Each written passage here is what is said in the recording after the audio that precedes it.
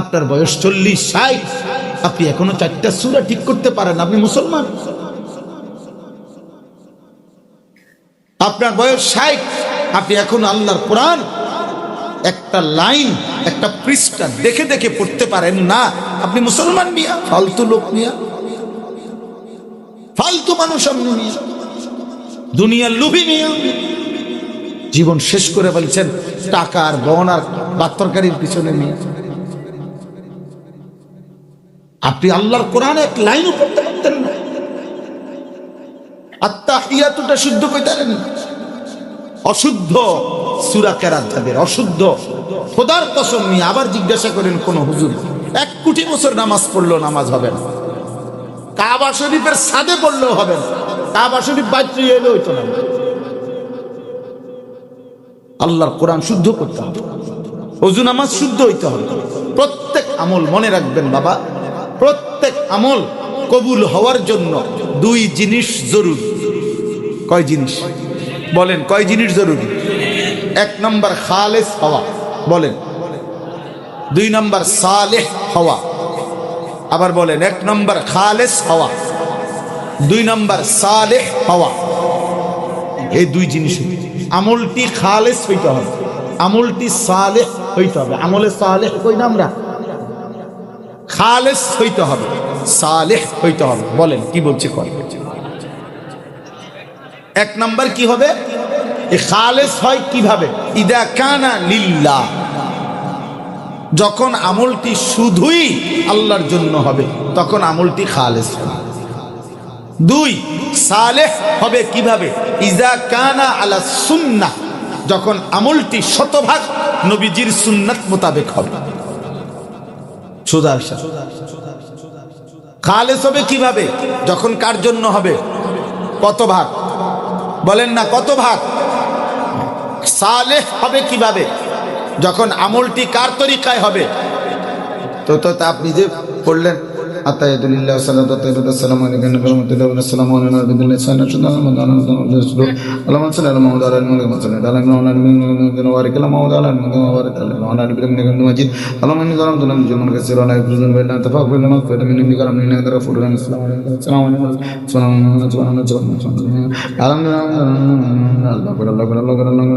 আল্লাহুম্মা আমিন। রব্বানা আতিনা ফিদ দুনিয়া হাসানাতান বিরহমাতিকা ইয়া আরহামার রাহিমিন। কিতাব পড়লেন কাকাইডি, কার লোকে মস্কারি করলেন, ফাইজলামি করলেন কার সাথে মিয়া? এগুলা ফাইজলামি না? আপনি মস্কারি করলেন না? এটা কোরআন, এটা তাসবিহ, এটা তাহিয়াতু, এটা দুরূদ শরীফ। নবী এভাবে পড়ছেন, সাহাবা এভাবে পড়ছেন, আউলিয়া এভাবে পড়ছেন, ইমাম সাহেব এভাবে পড়ছেন, উলামা এভাবে পড়ছেন, তালিবে ইলম এভাবে পড়ে। তাই আপনার এটা কোন ইবলিসে শিখাইল? আপনি এটা কি কইলেন? সুবহানাল্লাহ সুবহানাল্লাহ সুবহানাল্লাহ সুবহানাল্লাহ কিটা? আলহামদুলিল্লাহ আলহামদুলিল্লাহ আলহামদুলিল্লাহ কি ফাইজলামিটা? এই শব্দটা কি আলহামদুলিল্লাহ আলহামদুলিল্লাহ সুবহানাল্লাহ সুবহানাল্লাহ? এটা তো হা কই? আল্লাহ ছোট হা কই, বড় হা কই? খামখেয়ালি নয় বাবা, আখিরাত খামখেয়ালি না। আখিরাতের মূল্য 30,000 টাকা না, আখিরাতের মূল্য, জান্নাতের মূল্য মসজিদে 4টা ফ্যান না, 4টা ফ্যান হুজা 12,000 টাকা, 3 ছেড়া 12,000 টাকা দিয়ে জান্নাত। হ্যাঁ, আখিরাতের মূল্য আমনের মরার পরে 30 কেজি গোস্ত, হ্যাঁ, আর কি 40টা ফার্মের মুরগা, আর মসুরির ডাল, আর হুজুর, হ্যাঁ 30 জন হুজুর 100 টাকা করে হাদিয়া, 3,000। আখিরাতের বুঝ হয়ে গেছে 70,000 টাকা দিয়ে। হ্যাঁ, 70,000 টাকা দিয়ে বেহেশতের বুঝ করে লেছেন। বেহেশত কি? বিষয়টা কি? বেহেশত কি? 2টা রুম আর একটা বারান্দা। সবচেয়ে ছোট ব্যক্তির জান্নাত 10 দুনিয়া বরাবর। এত বড় আজিমুশান নেয়ামত আপনি নেবেন, খামখেয়ালি করে মস্কারি করতেছেন। আমার আব্বা, দুনিয়া কোন রকম হইলে হয়, আখিরাত কোন রকম হইলে হবে না। আল্লাহ তাআলা বলেন অবশ্যই তোমাদের উপরে রহমত বর্ষিত হবে। তাহলে এই 2 শর্ত, এক হলো মনোযোগ দিয়ে শোনো এবং চুপ থাকো। আল্লাহ তাআলা বলছেন তাহলে তোমাদের উপরে রহমত বর্ষিত হবে। এই জন্য এটা খুব জরুরি। এখন রহমত বর্ষিত হবে মানে কি? তাফসীরের মধ্যে আছে, অর্থাৎ আল্লাহ তাআলা তোমাকে মনোযোগ দিয়ে শুনলে এবং চুপ থাকলে আল্লাহর কথা অনুপাতে আমল করার তৌফিক দেন। এটাই রহমত, এটাই আল্লাহর দয়া, যে আল্লাহ তাআলা দয়া করে আমলের তৌফিক, হেদায়েত, মানুষের জীবনের পরিবর্তন, ইবাদত, আমলের তৌফিক সব আল্লাহর হাতে। হেদায়েত আল্লাহর হাতে, জিন্দেগির পরিবর্তন এটা আল্লাহর হাতে, আল্লাহ তাআলার হাতে। রাসূলুল্লাহ সাল্লাল্লাহু আলাইহি ওয়াসাল্লাম বলছেন, ইন্না কুলুবাল ইবাদ বাইনা ইসবাআইনি মিন আসাবি'ir রহমান ইউকাল্লিবুহু কাইফা ইয়াশা। নিশ্চয়ই বান্দার অন্তর আল্লাহ তাআলার কুদরতি দুই আঙ্গুলের মাঝে, তিনি যেভাবে ইচ্ছা তা উলট পালট করতে পারেন। ইউকাল্লিবুহু কাইফা ইয়াশা। এজন্য নবীজি সাল্লাল্লাহু আলাইহি ওয়াসাল্লাম 5 ওয়াক্ত নামাজের পরে দোয়া করতেন, বিশেষ যে দোয়াগুলো, এর মধ্যে এটা একটা দোয়া, ইয়া মুকাল্লিবাল কুলুব সাব্বিত কলবি আলা দীনিক। হে অন্তর সমূহের উলট পালটকারী আল্লাহ, আপনি আমার অন্তর আপনার দ্বীনের উপরে মজবুত রাখুন। তাহলে মানুষের এই পরিবর্তন কার হাতে? হেদায়েত কার হাতে? আল্লাহ তাআলা আবু তালেবের ব্যাপারে নবী সাল্লাল্লাহু আলাইহি ওয়াসাল্লাম সর্বোচ্চ চেষ্টা করেছেন। আল্লাহ বলছেন আমি হেদায়েত দেব না। তো নবী সাল্লাল্লাহু আলাইহি সাল্লাম কাঁদছেন, অনুনয় বিনয় করছেন, এবং শেষ পর্যন্ত মৃত্যুর পরে আবু তালেবের নবীজি হাত তুলছেন, চাচার জন্য মাগফিরাত কামনা করছেন। আল্লাহ বলছে কোনো কিছুতেই হবে না। মা কানা লিন নাবিয়্যি ওয়াল্লাযীনা আমানু আন ইস্তাগফিরু লিল মুশরিকিন ওয়ালাউ কানু উলি কুরবা। সূরা তাওবার মধ্যে আল্লাহ বলেন কোন নবী কিংবা ঈমানদারের জন্য জায়েজ নাই, অনুমতি নাই কোন মুশরিকের জন্য আমি আল্লাহর কাছে ক্ষমা প্রার্থনা করা, চাই সে নিকটাত্মীয়, ওয়ালাউ কানু উলি কুরবা। আল্লাহ তাআলা হাত নামায় নূহ আলাইহিস সালাম সর্বোচ্চ চেষ্টা করছেন ওনার ছেলে কেনানকে ঈমানের দিকে আনতে। আল্লাহ বলছেন না, আমি দেব না। তো যিনি 950 বছর ধরে মানুষকে জাহান্নাম থেকে বাঁচানোর জন্য আল্লাহর দিকে ডাকছেন 950 বছর, তো তার ছেলের বিষয়টা আল্লাহর ইচ্ছা। আল্লাহ বলছে আমি হেদায়েত দেব না, তো দেয় না। ওয়াহালা বাইনাহুমাল মাউজু ফাকানা মিনাল মুগরাকিন। আল্লাহ তাআলা বলেন তুফানের একটা ধাক্কা আসলো, ঢেউ, আর ওই ছেলেটা ডুবে গেল অবিশ্বাসী বেঈমানদের সাথে। হযরত ইব্রাহিম আলাইহিস সালাম তিনি খুব বেশি কাকুতি মিনতি করছেন ওনার আব্বার ব্যাপারে। আজব কোরআনুল কারীমের মধ্যে অনেক আয়াত আছে, অনেকগুলো আয়াত আছে যেখানে ইব্রাহিম আলাইহিস সালাম ওনার আব্বার হেদায়েতের ব্যাপারে খুব চেষ্টা করছেন। ওনার আব্বারে বারবার তিনি বুঝাইতে চেষ্টা করছেন, ইয়া আবাতি ইয়া আবাতি, হে আমার আব্বা, হে আমার আব্বা, এভাবে অনেকবার বলছেন, অনেকবার। এবং আল্লাহ তাআলার কাছে দোয়া করছেন, ওয়াগফির লি আবি, আল্লাহ আমার আব্বারে মাফ করে না। আল্লাহ তাআলা বলছেন না, আমি দেব না, তো দেয় না। তাহলে আপনি মনে করেন নবীজি সাল্লাল্লাহু আলাইহি সাল্লাম, ইব্রাহিম, নূহ, এমন আজিমুশ শান নবীদেরকে পর্যন্ত আল্লাহ বলছেন যে আপনাদের কথা হেদায়েত হবে, হেদায়েত আমার। আবার দেখেন আল্লাহ তাআলার ইচ্ছা হয়েছে, তো 12 বছর বা 11 বছর বয়সী ইসমাঈল, ইব্রাহিম আলাইহিস সালামের সন্তান, তিনি তাকে বলছেন আমি স্বপ্নে দেখতেছি তোমাকে জবাই করছি। তো ছেলেটার সাথে সাথে বলছে আব্বা, আল্লাহ আপনাকে যে আদেশ করছেন আপনি সেটা পালন করেন। তাহলে এই 12 বছর বয়সে তার কলিজার মধ্যে এমন ঈমান কে দিল? তাহলে এই বাপ পুতকে তো আবার ঈমান দিল, এরা তো বাপ পুত। ইব্রাহিম ইসমাঈল, মালিক বলেন এটা আমার ইচ্ছা। ওনারই আব্বা ঈমানদার হয় না, সব মালিকের ইচ্ছা। হযরত ইউসুফ আলাইহিস সালাম 10 বছর বয়সে বাড়ি ছাড়া হয়েছে, ওনার ভাইরা ওনারে কূপে ফেলে দিয়েছেন। এরপরে উনি ঘুরতে ঘুরতে যে বাড়িতে ছিলেন, বড় হইছেন, সেই বাড়ি মূর্তি পূজক। তারা তো মূর্তি পূজক, মুশরিক এই মিশরের। তাইলে এই মূর্তি পূজকের ঘরে তিনি বড় হয়েছেন। শেষ পর্যন্ত জুলাইখা নামে মহিলা ওনাকে মন্দ অশ্লীল আবেদন করছেন, কিন্তু ওই সময় তিনি বলছেন ক্বালা মাআযাল্লাহ, জুলাইখা তোমার এই অসৎ আবদার থেকে আমি আল্লাহর আশ্রয় চাচ্ছি। ইন্নাহু রাব্বি আহসানা মাসওয়াই, আমার রব আল্লাহ আমাকে বড় উত্তম আশ্রয় দিয়েছেন, ছোটবেলা থেকে আমারে লালন পালন করছে। ইন্নাহু লা ইউফলিহুজ যালিমুন, আর মনে রাখবা জুলাইখা, কোন পাপী, নাফরমান, জালেম, পাপী সফল হয় না। তাইলে এই ছোটবেলা থেকে যার বাবা নাই, বা এখানে মা নাই, চাচা মামা ফুফা স্বজন কেউ ছিল না, এখানে সম্পূর্ণ ভিন জায়গায়, অপরিচিত জায়গায়, একাকী সেই বাচ্চা বড় হইছেন। তিনি আল্লাহ চিনলেন কেন? তিনি এমন মজবুত ঈমান পাইলেন কেন? চরিত্রের এমন হেফাজত করতে পারলেন কেন? আল্লাহর ইচ্ছা। কার ইচ্ছা? এই জন্য বলি, হেদায়েত কার হাতে? পরিবর্তন কার হাতে? আল্লাহ। আল্লাহু ইয়াজতাবি ইলাইহি মান ইয়াশা ওয়া ইয়াহদি ইলাইহি মান ইউনীব। আল্লাহ বলেন আমি যাকে চাই তাকে আমার দিকে টেনে নিয়ে আসি। জাজ মানে আমি টেনে নিয়ে আসি। আমি যাকে চাই আমার দিকে একটু ঝুঁকলে আমি তার চাইতে বেশি এগিয়ে হেদায়েত দিয়ে যাই। তা আল্লাহর ইচ্ছা, আল্লাহ তাআলার ইচ্ছা, এটা খুব জরুরি মনে রাখা।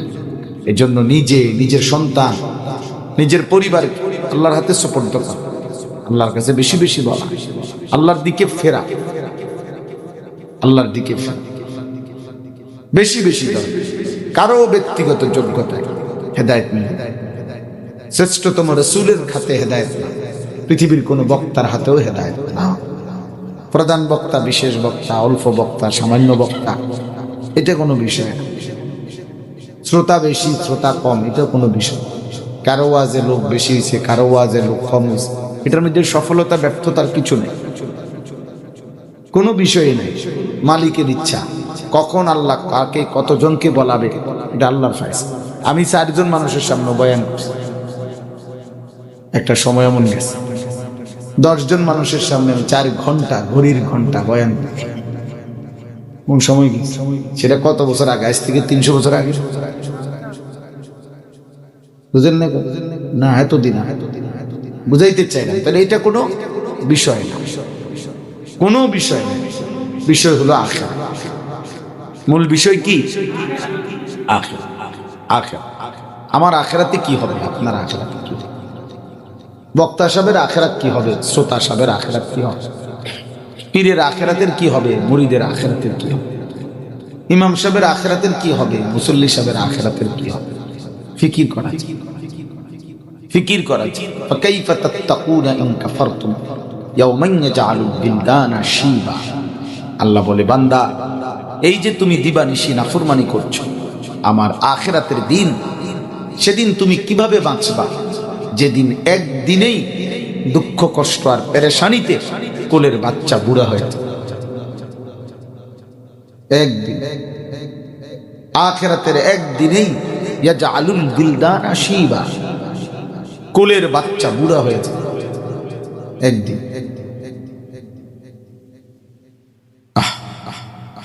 ফি ইয়াউমিন কানা মিকদারুহু 50,000 সানা। আল্লাহ বলছে একদিন হবে আখিরাতে 50,000 বছর।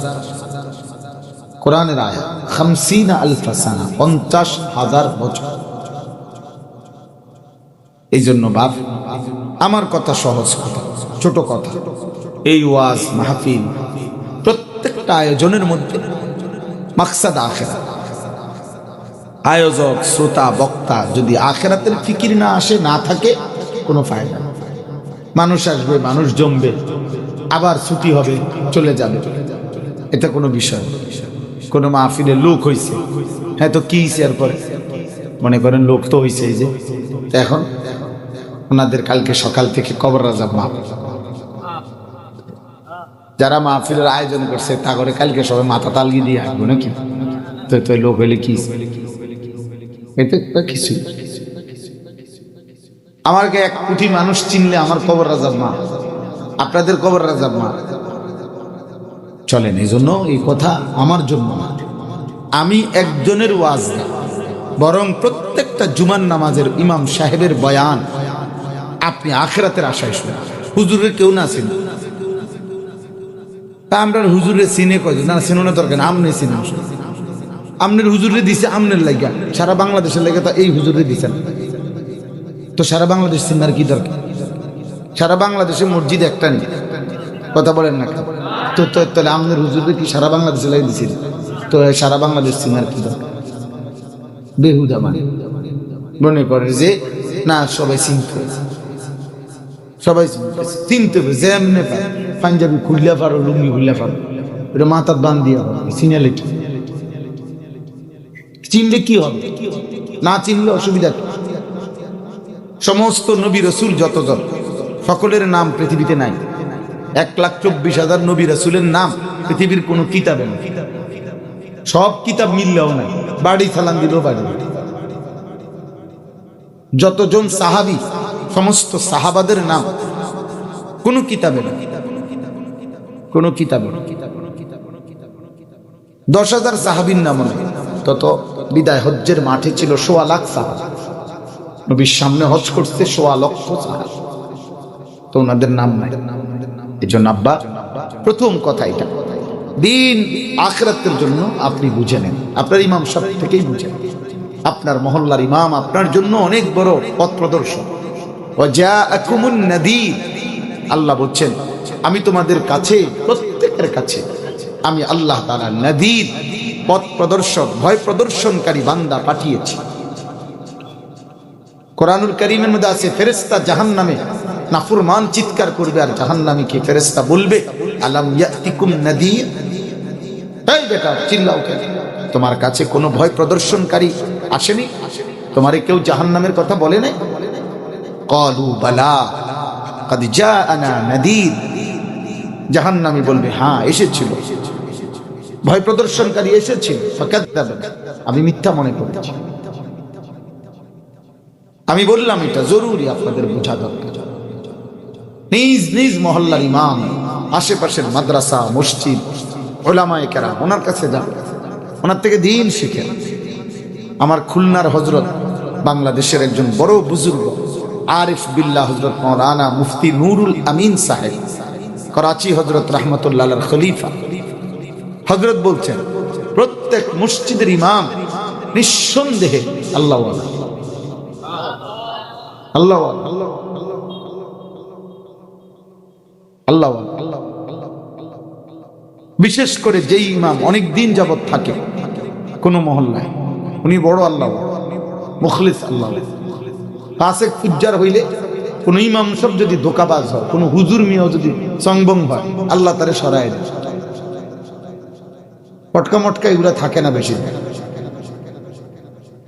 হ্যাঁ, কারণ ইমামের ওই মসনদ দামি মসনদ, ইমামের ওই জায়গা বহুত দামি জায়গা। ইমামের এই জায়গায় 1450 বছর আগে যিনি দাঁড়াইতেন তিনি মুহাম্মদুর রাসূলুল্লাহ সাল্লাল্লাহু আলাইহি ওয়াসাল্লাম। যিনি দাঁড়াইতেন তিনি আবু বকর সিদ্দিক, যিনি দাঁড়াইতেন তিনি ওমর ফারুক, যিনি ইমামের এই জায়গায় দাঁড়াইতেন তিনি ওসমান, ইমামের এই জায়গায় যিনি দাঁড়াইতেন তিনি আলী, উম্মতের শ্রেষ্ঠ মানুষ। এই জন্য আপনারা প্রত্যেকে দিন শিখবেন, আখিরাতের ফিকির করবেন, প্রয়োজন পরিমাণ ওযু নামাজ সূরা কেরাত শুদ্ধ করবেন। উৎসাহ পাইলেন, বক্তা হুঙ্কার দিছে, চিৎকার দিছে, জঙ্কার দিছে, আপনি কতক্ষণ চিৎকার দিছেন, ঠিক আছে, উৎসাহ পাইছেন। আমরা বলছি হ্যাঁ ভালো হয়ে চলবেন, ঠিক চলবো, আচ্ছা তো বুঝছি তো, হ্যাঁ ঠিক নি, হয় ঠিক, উড়াইলাম কোরআন দিয়ে কন উড়াইতাম, বুঝেন না? আপনি সবই ঠিক, আমার তো কইয়া গেলেন ঠিক, আপনি যদি ফজরের নামাজ পড়েন, আপনি এই ফালতু ঠিকের কি অর্থ আছে বলেন? আপনি তো আশ্বস্ত করে গেছেন ওয়াজের মধ্যে যে আপনি ভালো হয়ে যাবেন, ভালো অন্যাদি। এই জন্য এটাকে কাজে লাগাইতে হবে।